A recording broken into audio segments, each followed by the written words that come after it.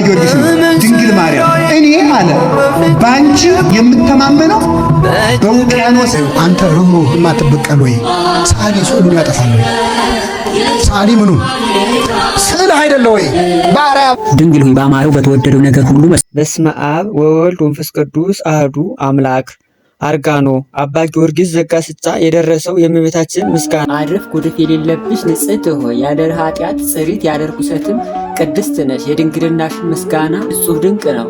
የንጽሕናሽ ውዳሴ የተደነቀ ነው። ስለዚህም ክብርሽን ገናንነትሽን ልናገር ይገባል። በላይሽ ያረፈው ጸጋ ክብር እንናገር። እውቀት ልቦና ያለው ሁሉ ለንግሥትነትሽ ይገዛል። አፍ አንደበት ያለው ሁሉ የቅድስናሽን ኃይል ያመሰግናል።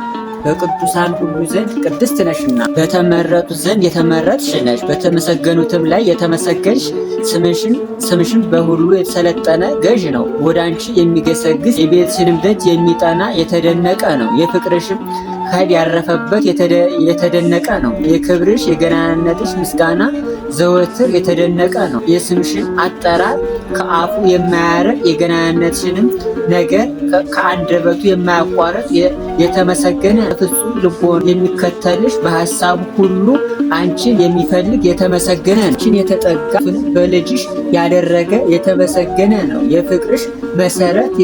የፍቅርሽ መሰረት ከልቦናው የማይናወጥ አንቺን ከማሰብ ልቦናው የማይወላውል የተደነቀ ዘወትር ለምስጋናሽ የሚተጋ ጸሎቱን በጆሮሽ የሚዘራ የተመሰገነ ነው። የልጅሽን የሞት መስቀል ለመሸከም ዘወትር ልቦናውን የሚያጸክር ይቅርታን ከድንግልናሽ ነቅ የሚቀዳ የተመሰገነ ነው። የአበባውን ሽቶ ከንጽሕናሽ መዓዛ የሚቀስም የተደነቀ ነው። እግዚአብሔርን የሚፈራ ሰው ትእዛዙንም ሊጠብቅ የሚወድ ምስጉን ነው። ዘሩም ከምድር ብርቱ ይሆን፣ የቅኖችም ትውልድ ትባረካለች። ሀብትና ባለጸግነት በቤቱ ነው፣ ጽድቁም ለዘላለም ይኖራል። ከልጅሽ የመገዛት ቀንበር በታች ራሱን ዘንበል ያደረገ የአንድ ልጅሽ የወንጌሉን ፍለጋ የሚከተል የተመሰገነ ነው። የያዕቆብ አምላክ ረዳቱ የሆነ ተስፋውና ትውክልቱን በእግዚአብሔር በአምላኩ የሆነ የተመሰገነ ነው። ድንግል ሆይ በጸሎትሽ ረዳት እንደሚታመን ምስጉን ነው። እኔም ስለዚህ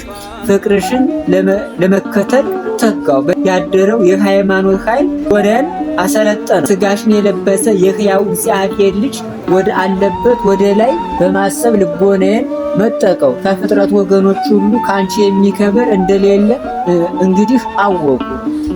ከሕይወት እሳት የተገኘ የሕይወት እሳት ተላከ። ከምስጋና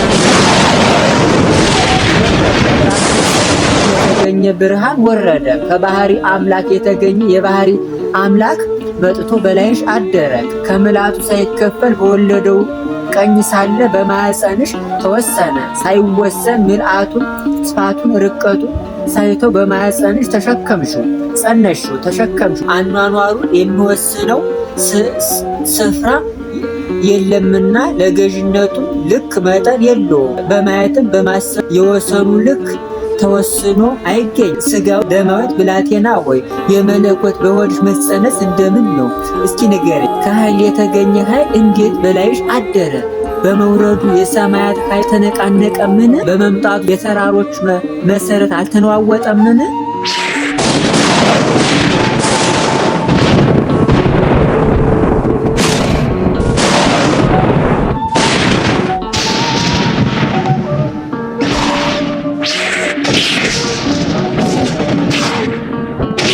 የሰማይ ስፋት የምድር መዘርጋት ሊወስኑት የማይችሉ እሱ እንዴት በመሃል እጅሽ ወሰንሽው? እንዴት በመሃል እጅሽ ያሽው? የሁለት ሽማግሎች ብላቴና ሆይ የዳዊት የአባትሽ ቤተ መንግሥት ሀብት የጠቀመሽ የለም። የሰለሞን የልጁ ድል ብዛት ምንም አልጠቀመሽም። ከርሳቸው ገንዘብ ምንም የደረሰሽ የለም። ነገር ግን የነዳያን ብዕል፣ የንጹሐን አክሊል፣ የቅዱሳን ጌጥ የሚሆን የመለኮት ባህሪ በላይሽ አደረ። ከሥጋሽም ሥጋ ነፍስ ነስቶ ተዋሃደ። አንድ አካል አንድ ባህሪ ሆነ።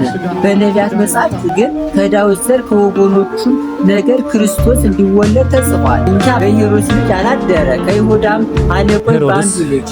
ነገር ግን ከገሊላ ልጆች እናትነት የምትበቃ አላገኘም። ስለዚህም አንቺን በትሕትና በድንግልና የተጠበቀሽ የምትኖሪትን ብላቴና ወደደ። መንፈስ ቅዱስ ማደሪያ ነውን አዳራሽ ንጹሕ ስጋሽን አገኘ። ከአንቺ በተወለደ ጊዜ ሰብአ ሰገል ከሩቅ አገር መጡ። የተወለደው የአይሁድ ንጉሥ ወዴት ነው? ኮከብ ከምስራቅ አይተን ልንሰግድለት መጥተናልና።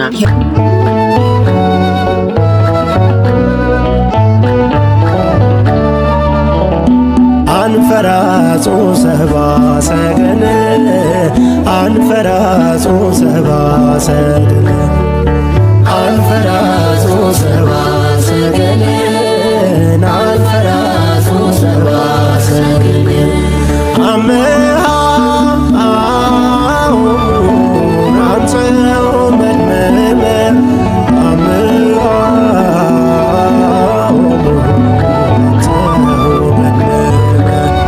አምሃ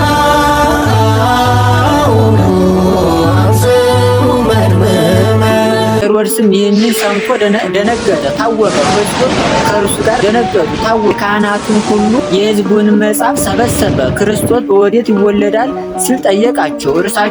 እርሳቸውም አሉት በቤተልሔም በይሁዳ ዕፃ እንዲህ በነቢይ ተጽፏል፣ አንቺ ቤተልሔም የኤፍራታ ምድር ከይሁዳ አለቆች ከቶ አታንሽም፣ ሕዝቤን እስራኤልን የሚጠብቅ ንጉሥ ካንቺ ይወጣልና። ከነቢይ ቃል ሊወጣ በትንቢት መንፈስ የተነገረ መጻሕፍትን በሊቃነ ካህናት አፍ ወደ ሄሮድስ ጆሮ ለተሰበከ ለዚህ ምስክርነት አንክሮ ይገባል። የንጉሡን ልቦና አወቀ፣ ሰውነቱንም በቅናት አቃጠለው። የተወለደበትን ጊዜ ዘመን በታያቸው ኮከብ ከሰብአ ሰገል ከተረዳ በኋላ የገሊላን ሕፃናት ግደሉ ብሎ አዘዘ። ከእናቶቻቸው ጡት የተነሳ ምድር እስክትነጣ ድረስ ከሕፃናቱም ደም የተነሳ ምድር እስክትቀላ ድረስ የሕፃናቱ የታረደው የደሙ ጎርፍ የገሊላም ሴቶች የጡታቸው ወተት ጎርፍ በአንድ ስፍራ ፈሰሰ። ሄሮድስ የማያገኝ ፈለገ።